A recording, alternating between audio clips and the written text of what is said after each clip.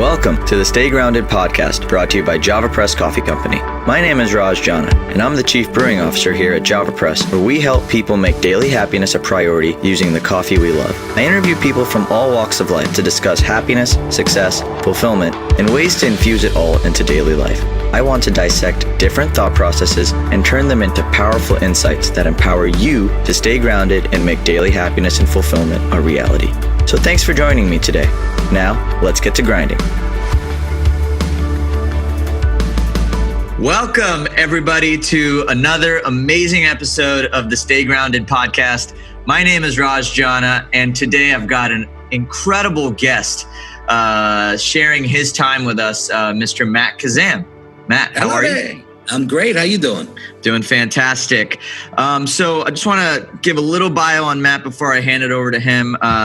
Matt is a veteran comic, and he's been seen on NBC's Last Comic Standing, Comedy Central, Fox, VH1, TLC, the Discovery Channel, and has done a lot of stuff in the comedy space, and he's incredibly funny, for lack of a better word. But more than that, Matt has also had an incredible journey from a health standpoint and from just improvement on every single level that I find incredibly inspiring. And so I'm super grateful to have Matt here. And so Matt, if you don't mind, introduce yourself and let's get this show started. Hey, fantastic. Once again, thanks for having me to something like this, because you're right. I mean, my life has changed so much in the last 5 years that I never get tired of telling that story. But the actual story of my comedian part of it, to tell people, I wanted to be a comedian since I'm 3 years old. Knew I wanted to be a comedian at 10 years old, go to Las Vegas, see my first comedy show at the Riviera, Joan Rivers and Shecky Green. Know I want to have a show in Las Vegas. 35 years later, I get a show in Vegas in the same room that I saw the show when I was 10 years old. So that was pretty much the pinnacle of my comedy career there. But as far as the other stuff, about 5 years ago, was really, really unhealthy. The cumulative effect of spending a lifetime just on the stage. I mean, entertainers are kind of traditionally some of the most unhappy and unhealthy people, which I think those connections are not, unrelated, because, I was really, really sick. I mean, I literally had everything that you could possibly have: diabetes, sleep apnea, heart disease, fertility problems. My cholesterol was 315.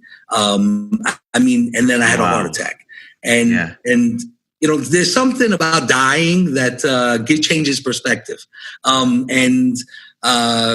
Managed to find my way out of that through nutrition and wellness and routines and rituals and actually doing the same thing every single day in a positive way to kind of counterbalance a life of doing things the wrong way, and it's amazing how much the human spirit loves structure and things like that. So that's why I was really excited to do this, because this is literally the truth I'm walking every single day. So let's get into it. I'd love to share it with your listeners. Yeah, absolutely, Matt. And like I said, I'm incredibly impressed just by your story. The only other option is dying, Yeah, I guess so.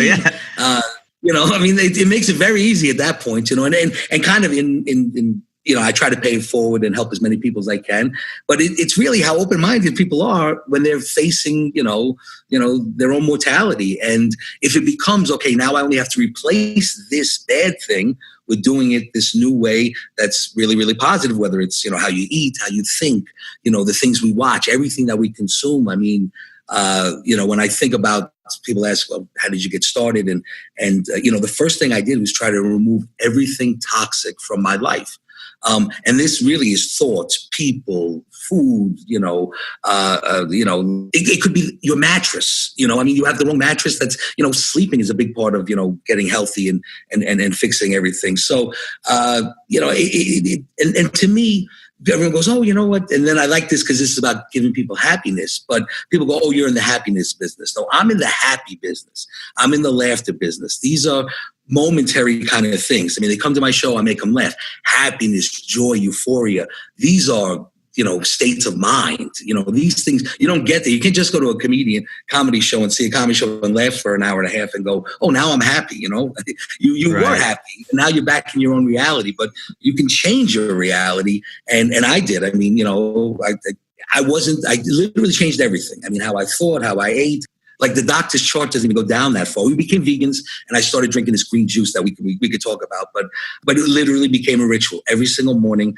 And it became several rituals that healed my soul. One was the actual drinking of the juice, but reconnecting me with food. Me going out and harvesting at Whole Foods. I mean, it's not like I was growing the food myself, but actually going out and choosing the food that we were going to eat. I mean, I think that's, I try to go back. My show in Vegas was called 40 is Not the New 20.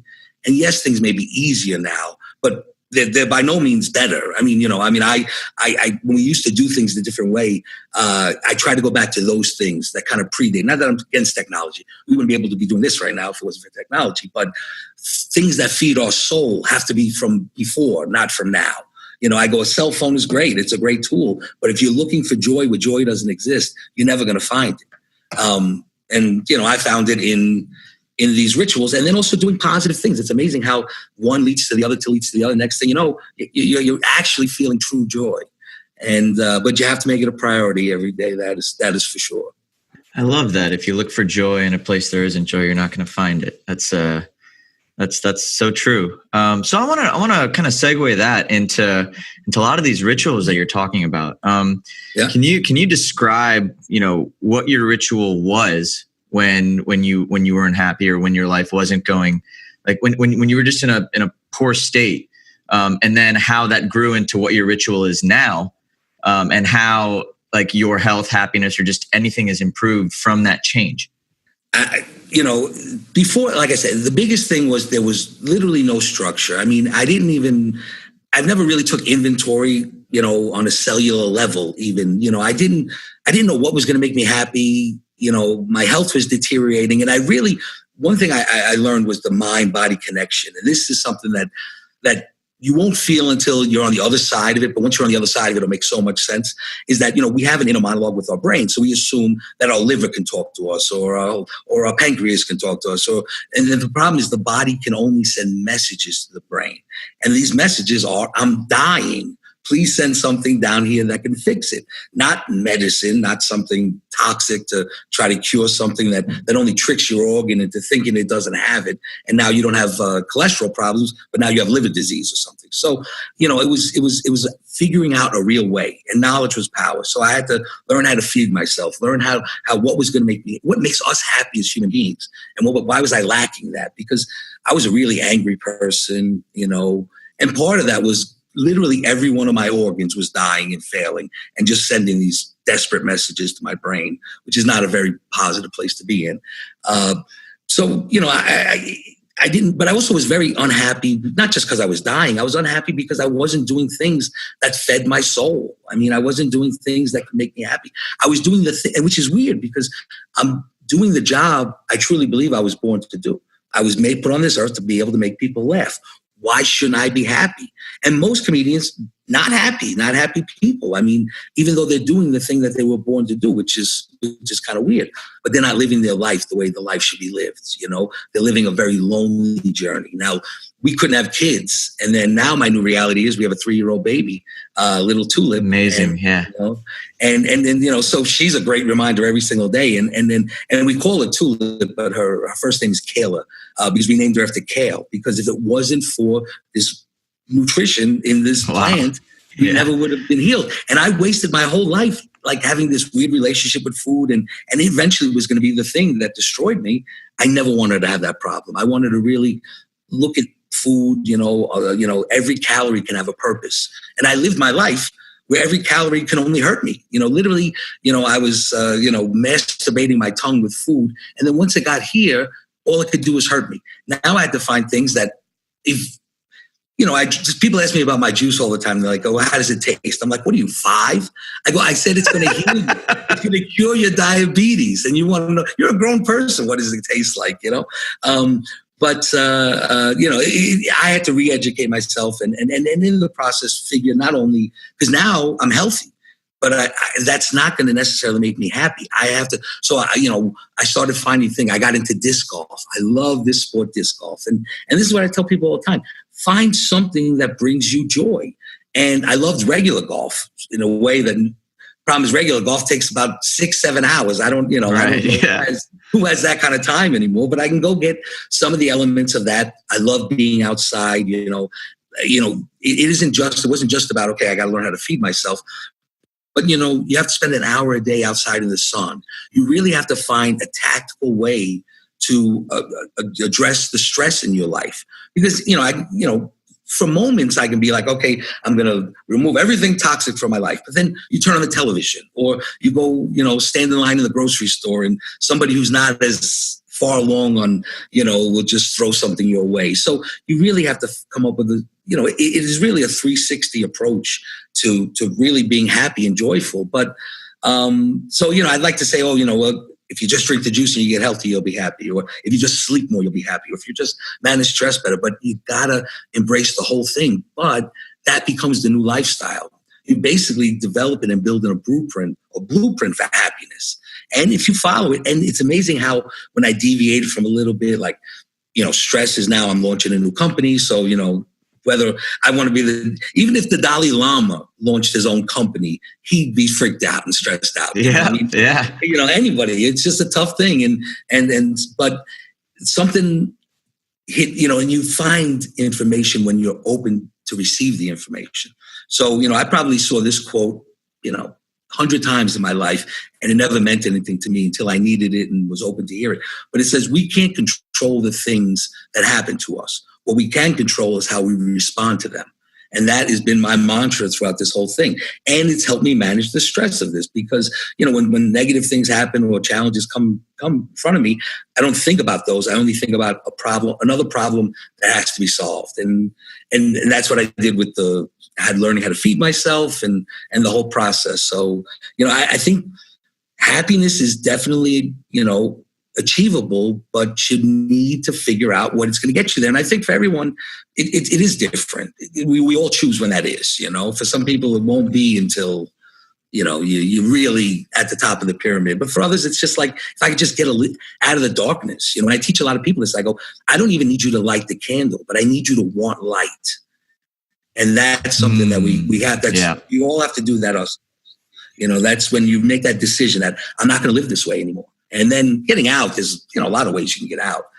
But the first step is such a personal one. And for me, it was made for me because I had a heart attack. But there are a lot of people that their reality when they have a heart attack is, okay, I'm going to let them cut open my leg and take an artery from my leg and wrap it around my heart. And first of all, crack open my chest, take my heart out, wrap a vein and artery around it and do a bypass, and then put it back in my chest and then go back to my regular life. I couldn't control the negative thing that happened to me, but I absolutely could control how I was going to respond to it. And I really put my foot down. I said, no more. This is it. I can't live this way anymore, and I wouldn't have lived. And now I have a 3-year-old baby. So, everything changes. I love this, Matt. This is such an amazing message. And this is why I love you so much. This is, I love that energy that you put into making a positive change in your life. And you're right. A lot of people, including myself, wait until we absolutely have to change to make a change. So I wanted to ask you, what does your routine look like? You talk a lot about your rituals and your routine. What does your daily routine look like? And that's one of the beautiful things about this show. We bring on people and we try to take things that they're doing and maybe inspire others to start before they really need to. Sure. So could you just expand? Sure. No, absolutely. And I'm sure if there's people listening to this, this is definitely, if you're reaching people, I'm sure they're a more enlightened group. So every morning I juice, like I said, I lived the wrong way for 45 years, ate the wrong food.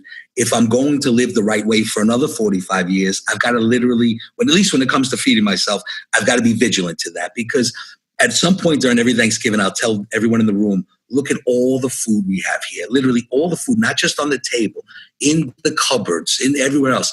There is more nutrition in my one juice than there is in all of this food. Okay. And wow. I'm going to pump myself full of that every single morning because it makes me a better me.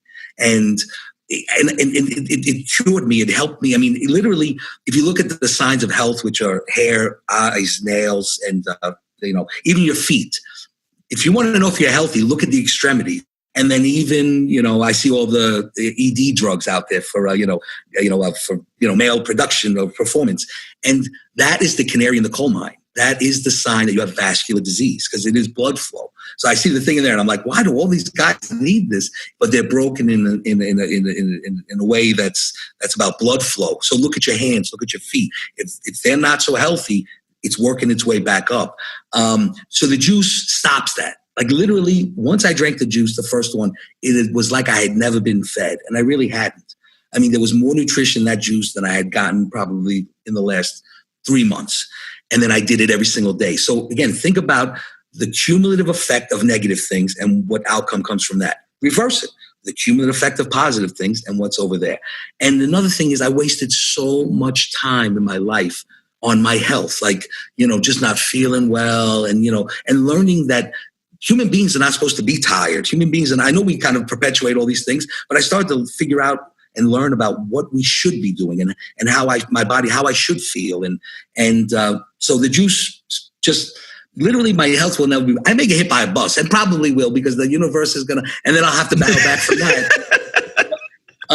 But my health, I haven't had a sniffle in 4.5 years. And I was literally, on dying before. So, right. So my ritual. So no matter what happens, I've got to go get my juice every single morning. And, I'd say in 4.5 years, and to me, I've got to get it within 24 hours. Now, I'm not a lunatic. If I, sometimes I've gone 2 days and I've gotten a juice, but I wake up every morning and that's my thing, is that the first thing I have to do is feed myself. And the mornings are great for rituals because they preside, it's a fresh slate.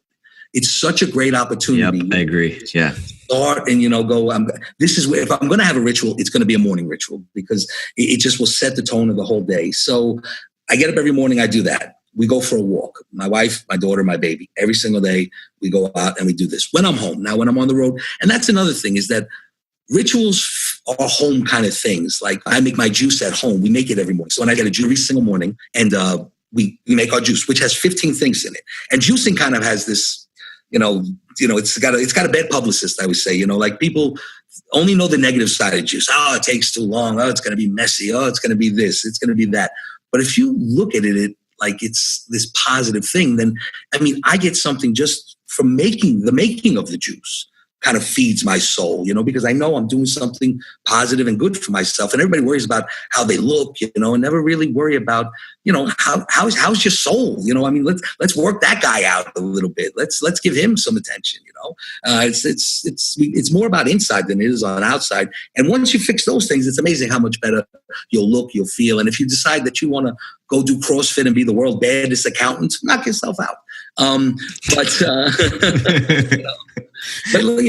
If your soul is broken, let's fix that thing first, before we even think about, making you, a Spartan racer or something like that. So I get up every day, we make the juice and we go for a walk every day when we're home. That's what we do. And we find time for it. Even when we're busy, we go, okay, this is our time. This is what we're going to do here. And then, then I go into my day, but, it's funny. I have other rituals, we talked a little bit about coffee, but that's one, whenever I have to write and sit down and I'm going to work, it ain't about juice. Like it's not about juice. It is not about juice. Juice is about getting up every morning and getting it in me and be like, okay, now we don't have to worry about that, and it's going to fight these horrible things and all that kind of stuff. But when it's ready for work, I need the aroma. Like we put on a pot of coffee. I put on a pot of coffee, and that's the trigger. Like when I drink the juice, it's a trigger that today is going to be okay. Challenges may come to me, but my health is not going to be one of them, and that's a very empowering thing. But when it's ready to work, then I'm like, okay, then I need my coffee. I love my coffee. So, but that's a ritual I do before I work. So, I have a bunch of them. Before I go on stage, I have a ritual. Before I get up on stage, I kind of flip a switch, but I always let out this woo, just like, but it literally is my ritual before I go on stage. And it triggers me that now that's what's about to happen. Instead of people before they go on stage, oh my God, they're going to hate me for failure. the connections that we make to the things that we connect with, the things that we do. So, it's even when, like, the negative thing, when I talk about juicing to people, they're like, and I always tell them, just go buy the juice, because I'm not sure I can get you to a place to understand that going to Whole Foods and picking out the food, I used to look at these ladies and go, what's different with that cucumber, Just buy the cucumber. But you know what? They had a ritual of even buying the cucumber. I mean, even picking the food and harvesting the food. We are farmers, as human beings. And, whereas everyone else looks at going to the grocery store as this, I got to get in and get out. I linger. I mean, I make sure I have a lot of time. And I try to talk to people. I try to connect with them. I mean, I follow a few simple rules. And, these are not rituals, but rituals have a set of rules. One is, if man made it, I don't eat it. If man made it, I don't eat it. I mean, that's a simple rule. The biggest thing I learned from my journey coming from darkness to light was the body won't judge you.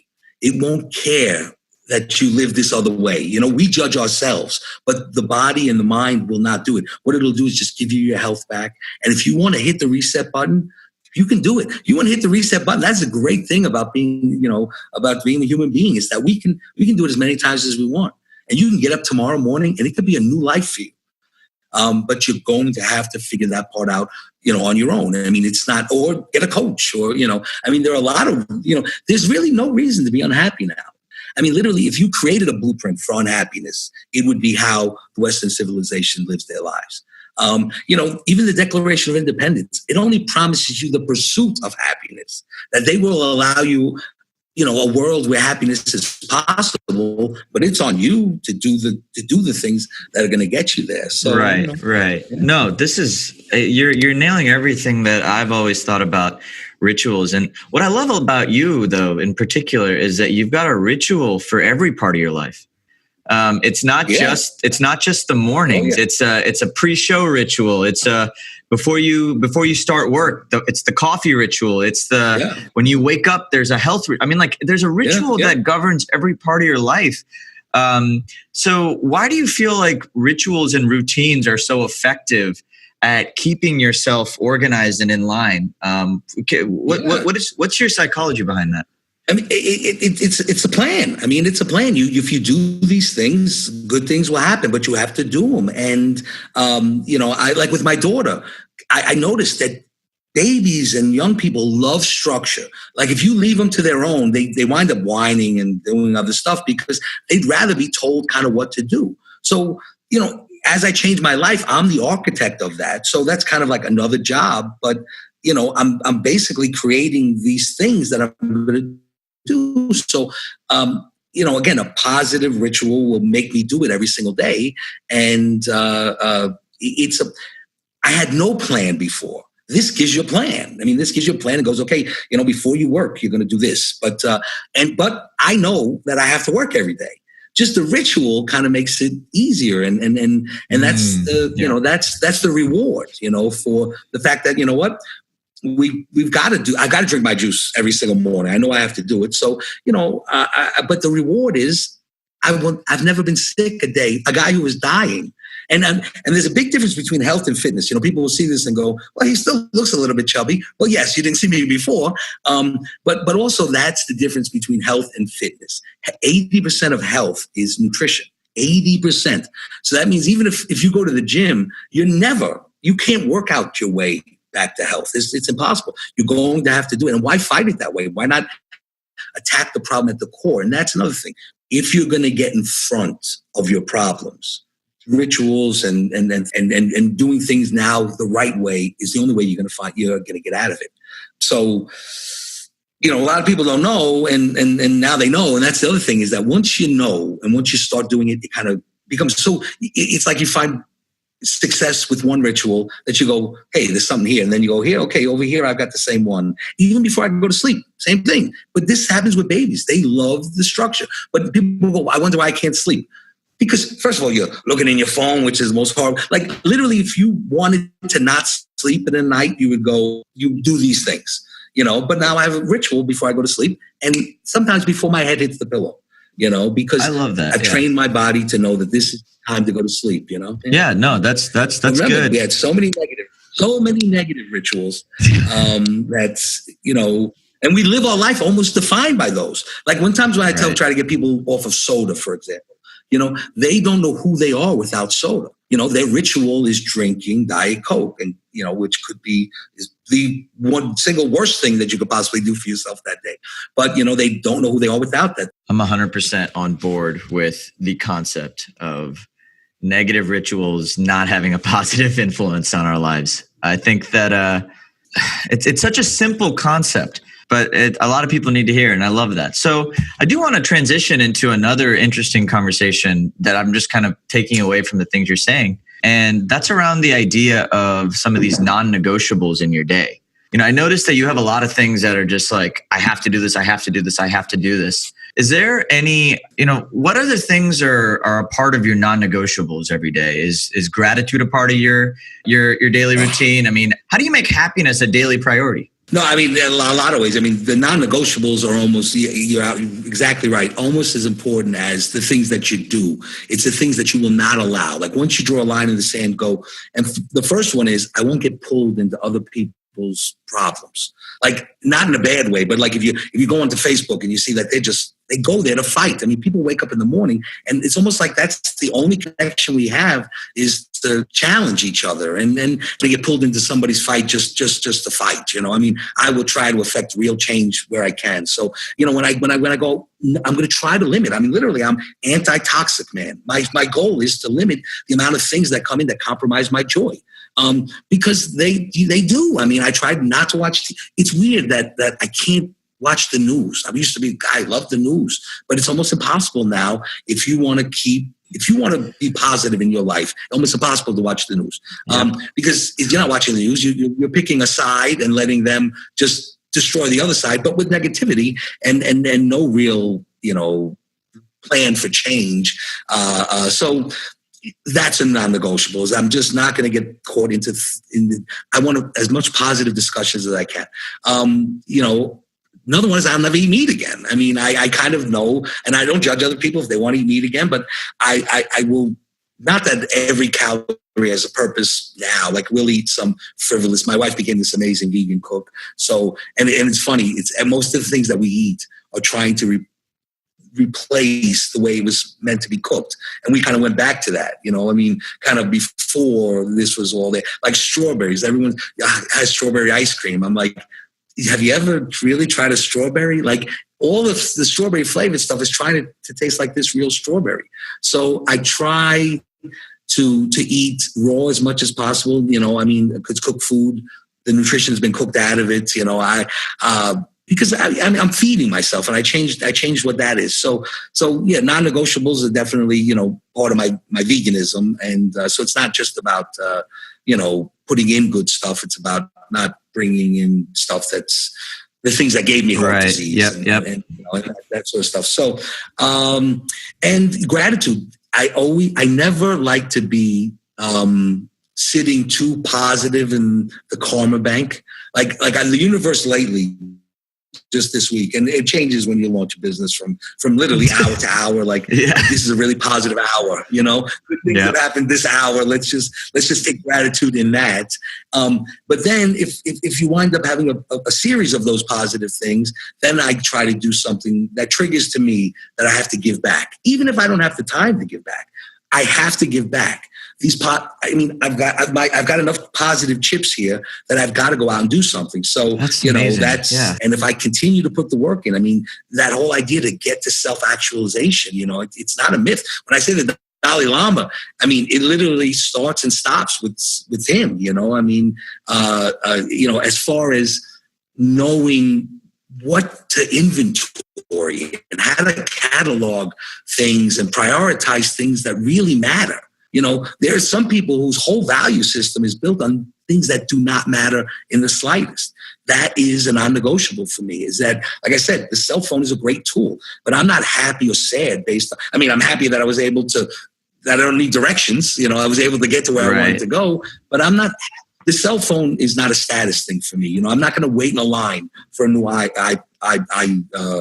iPhone. I mean, I will never. That is a non-negotiable for me. Not that I'm judging people who do. However, in a week you can get the iPhone. you're doing this for the wrong reason. You're waiting in that line for the absolute wrong reason. In the amount of time you waited in that thing, you could have gone to a soup kitchen. You could have done a million things that could have made you happier than that.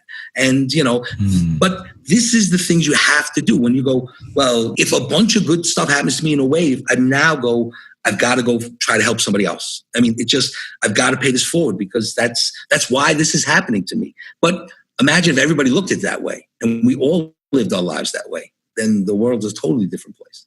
I can't tell you how much I love the idea of looking at it like positivity chips. Like if you have a lot of good things happen in your life, you need to recognize that you've got a lot of good things happening in your life, and it's time for you to do a lot of good in someone else's life.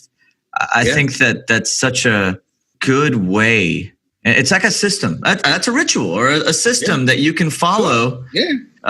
Just for your day-to-day living. I think that's amazing, Matt. I'm going to steal that. I like that a lot. No, please steal it all. Isn't that? Hey, listen, there's a lot that we can learn from each other. We're definitely much better, that way. But, a lot of these concepts are new to people, and you call them rituals. I call them rules. I go out almost like Dexter in a positive way. I live by a certain code now. Yeah. And that's what I do. And I defined it, and I'll teach my daughter this code. And my wife's embraced much of this code as she wants to, but she's your own person. Everybody should have their own code. But for me, it's the only way. It literally is, because the other way was literally no plan. And then when I kind of put this all together and I go, if I live by these sets of rules, really joy is attainable. I mean, happiness is attainable. I could literally wake up. Now, not he's putting a lot more work than me, the Dalai Lama, but even a fraction of that, to me would be peace, just to be at peace, and I wouldn't be at peace. I thought the universe gave me more and I didn't go out and try, even though I know next month I'm doing this charity event and it's going to be great for them, but it's about the moments. If you put it off a month, you won't, the positivity that won't come back. And it's not to get more, to do this to go get more chips. People go, oh, it's a great PR thing. I'm working with a lot of veterans. So when I'm actually trying to find, that's my first, when my chips get too big, I want to help these guys. I mean, it's really tragic what's happening to them. And I've spent my life, making a living off of the thing they defend, which is freedoms. I mean, I'm able to get up on that stage and talk about whatever I want because those guys go out there and do it. So I've always had a connection with them. But to find an actual group that really wants to help them, not just have the appearance that they're helping them, it's very small. And that's why I see the problems. And we talk about post-traumatic stress, but when they come back, they're now knee-deep in actual real stresses. And so now we're working with them to help them train them to, use some of my public speaking programs, for the interview process and to develop some new skills, Matt, so that they can have a much easier time. But that was after a bunch of things. So even when you go, but I say it could be just as easy as going to a soup kitchen if you just want to get involved or go volunteer or something like that. But for me, it's like I got these bigger skill sets where I can help them. So now I'm going to develop a webinar, and once you get in there, you're like, it makes you forget. The ritual also makes you forget all the bad things. Like when you're in there, you're only thinking about the positive stuff, because now if the ritual's done really, really well, you should be able to escape into it and figure out what that means once it's over. Meditation. Oh my God. I wish you see me, I'm kind of like got only one speed, which is the speed, which is not really good for meditation. Like I'm not, when I try to slow down, it doesn't always work out so well. Yeah. But it's a perfect example of a very positive ritual that while you're doing it, you may not even understand. But once it's over, you're like, oh no, I'm going to do this every single day. And, but to me, that's on the list. I mean, it's like, there's something that pulls me out of it now or whatever. But if I spend the rest of my time trying to figure out how to be a good meditator, it's like I'll take care of that later on. And there's probably a reason I'm pulling myself out of it because I'm like, I got to get back to work, or something like that. No, this is amazing, Matt. I do want to ask one thing. When somebody feels like they're at rock bottom, or when somebody feels like they're not where they want to be, what kind of advice or tips can you give them to embrace the idea of starting to create these little mini rituals for positivity, or to make changes in their life that's going to impact. Because I think one of the biggest problems that I've faced with things like some of my habits or bad habits that I don't like is the fact that it's just going to take work to change it. And so there's this idea that it's going to take effort. And so I just think it's easier to just keep doing this until the problem gets big enough, right? So like, how can you can you give me and our listeners any tips on how to sort of embrace this idea of positivity and improvement when the alternative just seems so much easier? Yeah, no. It's kind of like the status quo. And the funny thing is, as you try to change and leave the darkness to go into the light, the body loves status quo. The body will fight. Like even as you try to break free and not eat refined sugars and processed foods and carbohydrates, the body will almost go into a detox state and fight you against it. So what I always tell people is, yes, it's going to be hard at first. Your body may fight it. It seems easier to stay there. Give me 3 days. Just give it 3 days. Give it a week. Don't go, this is who I'm going to be, because you don't even know where this is going to lead you.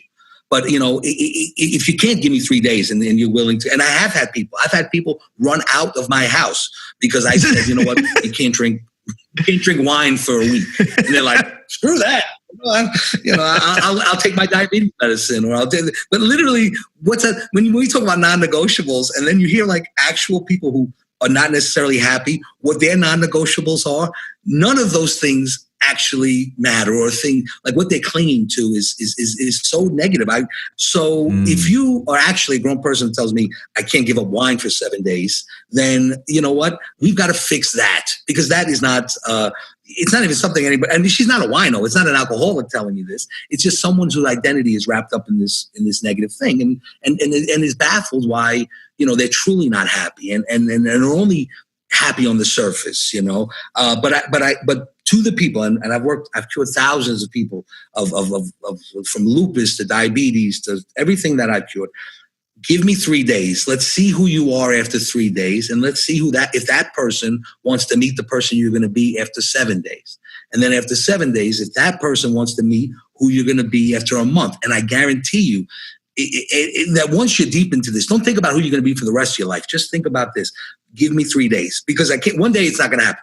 The second day of any time of this, even when you're trying to break free of a bad ritual and replace it with a positive ritual, which is all we're trying to do here. I live this way, I'm trying to live this way. You're right. The first couple of days, the body's, let's go back to the old way. But by that third day, especially if it's a program that involves nutrition, because now you've pumped 3 days worth of nutrients into you. And, I always tell people the first thing that comes back to life is your colon. Like I used to, the actual going to the bathroom every day was such a stressful thing for me, because, and it's a stressful thing for a lot of people, I know, because when I talk to them and I talk about getting that back, and then what happens is it starts to give things back that you go, wow, you mean life can actually be this way? And then by the seventh day, you're like, I don't ever want to go. Like now it seems almost normal. Like when you get up every day and you drink your juice, so you get up every day and you go for that walk, or you get up that day and you meditate, like that becomes the new normal. And it only took 7 days. So you think initially it's going to be like you're not going to see results. The great thing about actual, real positive, impactful changes on a existential, enlightened level, they happen right away. Results are typical. It's like all those things you see on TV where they're like, results are not typical, but they still want you to buy it. In this case, the results are typical and more. It's like trying to explain the color red to somebody who's never seen the color red. In 7 days, you will see totally different. But like I said in the beginning, I got to get you to a point where you want light. That you at least want light. I can fix the rest for you, but if you tell me you can't give me 3 days or you can't give me a week, then there's another problem there. Because all the things that you would give me to counteract, to go, well, this is why I want to stay here. My friends are over here. My friends live this way. This is what I know. I don't have time. I don't have time to change, kind of things. You got 3 days. Just think about it, because it's if I was doing anything else and I didn't believe that it was so powerful, I would say 3 days wouldn't be enough. And you probably are right. It's going to take 6 months of going to spinning class if you don't change everything else about your life. The spinning class, that's not the problem. There's other problems there. But even in 6 months, you may not see any results, but you're going to see results right away. The body, once it fights this is the way it wants to live. We're meant to be positive creatures. We're meant to be happy. We're meant to be joyful. It's really a tragedy, which is why I love about your business and everything that you guys do over there at Java Press, because it's about, teaching people this new way to be happy. I mean, imagine, there's so much bad in the world and people go, but maybe it's on our unhappiness that is breeding this new person that wants to cause us harm in whatever way that is. There seems to be more people that wake up that are so miserable that that's not who we are. And I see it all the time. And the problem is, once you go on your path and you understand that your group isn't, breaking free takes a lot of guts. Because a lot of times now I love it when a husband and wife do it together. If I didn't have my wife helping me, it's easy for me to say, because I had tremendous support from my, this amazing woman who had some health challenges, her own, her own in her own, but nothing like mine. But we did it together, and I always think it's great if you can do it as a couple. That's another thing, and it becomes your thing. Like how much this brings us together, because it's almost like our little inside joke. Like, not that we're better than other people, but this is our thing. Every day we get up, we go for our walks. Every day we juice. We know we're doing these positive things together. And it brought us so much closer together now with the baby. And now the baby loves our rituals. So like when you say, I can't do it, I'm like, my child does it. She's only 3 years old. She's never eaten meat. She goes to a birthday party and she thinks the food they're eating is a toy. Like she doesn't even recognize it as food, because she's living on an instinctual level. Yeah. And see, we've all been programmed, and we have to fight the brainwashing. And coming from the Hollywood model, it's really easy because I know what's been done to people. Now, whether or not you want to know the truth or not, but I can tell you why you bought those shoes. You didn't buy those shoes because you wanted to buy those shoes. Somebody made you buy those shoes. So somebody can make you do all the negative things. And if you understand that that's in there, and we have to address that and get over that, but then we can definitely reprogram with positive things and positive rules and rituals and all that. So it's absolutely attainable, because a guy like me didn't grow up this way. I didn't have hippie parents. I grew up in New York City. It's not like I grew up, eating granola or something like that. But once I found a little bit, I wanted to find out more. And imagine if that was your purpose. Instead of just, going with the flow, and just doing it the way we've always done it, Matt. Just because it's normal doesn't mean it's right. Matt, just because it's normal. I love that. I just wanted to commend you on and just to distill that one learning, because I think that's so powerful.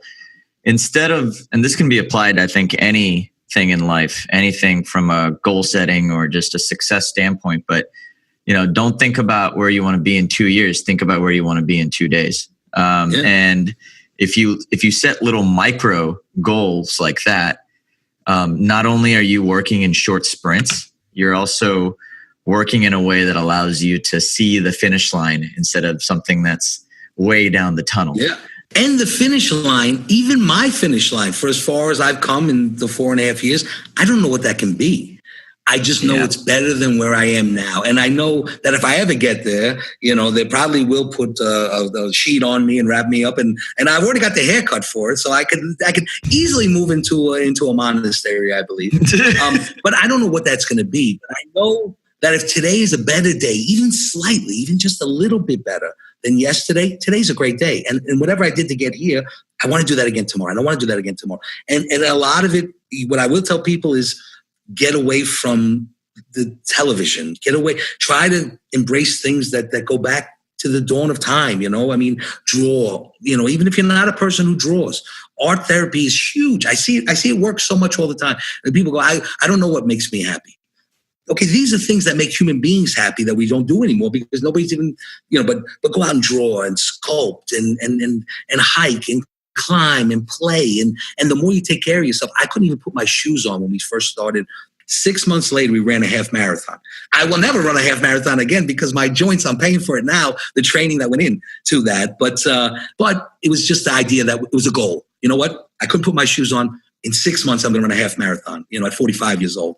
And I knew what we had to do that. Now, once I got my health back, I mean, literally, I was like Forrest Gump. I just kept running because I never thought I could do it again. And it was just an amazing experience. And then I had some knee problems, and I go, oh, that's why, I'm going to swim now or walk, or just the simple act of walking. I mean, we're not supposed to sit all day. I mean, I attack this. Why it's resonating so much with you and hopefully with your listeners is I attack the problem from logic and common sense. I mean, that's it. That literally is it. That's all I did. So, it's not like I found some crazy new age, way to do it. It just, I went back to the way we were supposed to live and the things that we were supposed to do, And when you see another human being on the street, we almost ignore them now and don't even acknowledge them. And because that's how we live now, but that is not the way we were supposed to live. I mean, two dogs don't do it. No other animal does it. You see two monkeys run up on each other. They're like, I'm a monkey, you're a monkey, let's talk. Dogs do it all the time. But humans, I mean, every little bit it's so much wrong that right has to be the answer. Right has to be the answer. And you want to get in front of it, And like I said, they always say there are no atheists in foxholes. That once you're in that situation, you're going to really see that other way couldn't be. Now, there's some people I can't drag, but that's because there's something else there. And if you need professional help, that's another thing, is understanding that, that you haven't done it because you didn't know. And that's the category I put myself in. I didn't know how to feed myself. My family doesn't know how to feed themselves. My mother used to save animal fat from food to put into other food. We kept it in the refrigerator. She had no idea. She didn't know how to feed us. She didn't know how to take care of us. I mean, she just, she was, and it was her health that led me to this. She had died of congestive heart failure at 72, and she had a tray of medicine, turkey tray full of medicine. Half the medicines were just going to counteract that. One thing people have to understand is every medicine is toxic. Everything that's in that medicine is toxic and is going to hurt your body if you put it in there. Now, for pain management and things like that, it works, but we see how that's working out for America. So, I knew I didn't want to be on medicine. I knew medicine was going to be the answer. I had to find a real answer. And when you're ready to really find happiness and joy, invest the time. Get the real answer. Don't start unless you totally believe in it. But once you start doing the research, this all kind of adds up, there's nothing, this is really logical and really speaks to who we are as people. And if you're willing to listen, the answers are there. I feel you, man. This has been so enlightening for me. I love hearing just your thoughts on rituals, routines, and positive reinforcement. Because I think out of anybody I've ever met, for that matter, you do such an incredible job of reinforcing positivity in your life, almost beating it into yourself, for lack of a better word. And I'm super, and I love it. So I do want to ask this, a final question more than anything is, now that you're here and you see yourself and you've seen the change, you've transformed yourself and you're in this almost elevated state. How do you stay grounded and not go back to the way things were? Or what's your daily reminder to just keep going? It's easy. I mean, Tulip. I mean, now it's really easy, and it was just, and we didn't have the luxury, like literally once we healed ourselves, Galena got pregnant. Now the first baby, she had a miscarriage and became totally normal. And, it actually was another thing that helped us get through it. But we were so grounded in our lives then with, the journey that we had been through that if this miscarriage happened before, like when I was sick and dying, because that's the other thing is it's like negative things constantly happen. And if you have your health and it's like, okay, I can fix this thing, but it's really hard to fix this thing, when you're dying, like, it's like, now it's like more negative stuff. Like you almost don't even want to get up and fight. And then it just becomes just something else negative that's on there. So she had that, but then she got pregnant right away. And now I'm going to have a baby. And the thing is, we went to 4 doctors before we decided we were going to adopt. I always tell people when I see a little specimen cup, I get a little anxious because it turned out that it was me. And it makes sense because when you're dying, why would the body want to produce life? You know, I mean, it doesn't make any sense. That is profound, man. Yeah. No, I mean, I've been through it, man. I mean, and it's only because, you know, that was put in my place and negative thing happened, and how I chose to respond to it, you know, was my control. And really is about control. And that's the other thing, is that positive rituals give you control, give you the control back to dictate your own happiness, you know? You know, it to say that, you know, I get up every day and it's like, you know, I love being happy and I love being positive, and that's what it is. But I have Tulip, I have this baby, and every day I see her, I want to live another 50 years now, and I wouldn't have lived another 5. So she's my motivation, and to be a good role model for her, and teach her the right ways to connect with food and rituals and holidays, and you know, how we celebrated Halloween was we went trick-or-treating, because we're not nuts. I mean, even though I would never let her eat that food in a million years, but I don't want her. I want her to have the ritual of trick-or-treating. I mean, I wanted to have that experience, you know, of becoming normal, you know. So, you know, whereas I think that's kind of where a lot of people go wrong. But I get up every day, I look at her and I go, I want to be better. And these rituals and doing positive things, they make you better. I mean, everybody's looking for a competitor. Even if you did it for selfish reasons, just for selfish reasons, living this way will make you better. It also will connect you with the right people. I never would have met you if it wasn't through some other people who were part of this journey. We're all on this journey. When you think about entrepreneurs, or, you know, the Mavericks, or different people that we meet, right, we're all on this journey. It's like-minded people. I've enjoyed this conversation probably more than you have, even though I've done all the talking, because it's rare that you talk to some like-minded person. So, you know, I don't know. Well, we'll call it a draw. We'll call it a draw. My motivation is also to meet more people like you. Like, I have all my negative friends that go, oh, I can't meet somebody. You know what? Go to a yoga class. Some of the best people on the planet are right now in a yoga class waiting for you to come in. But you have got to change and come over to this world. Like they're already positive, and it's really, you know, it's hard to, now we will go and help and coach and try to drag as many of our friends with us. But if they don't want to come, you know, you're going to kind of become a new person, but that becomes the motivation.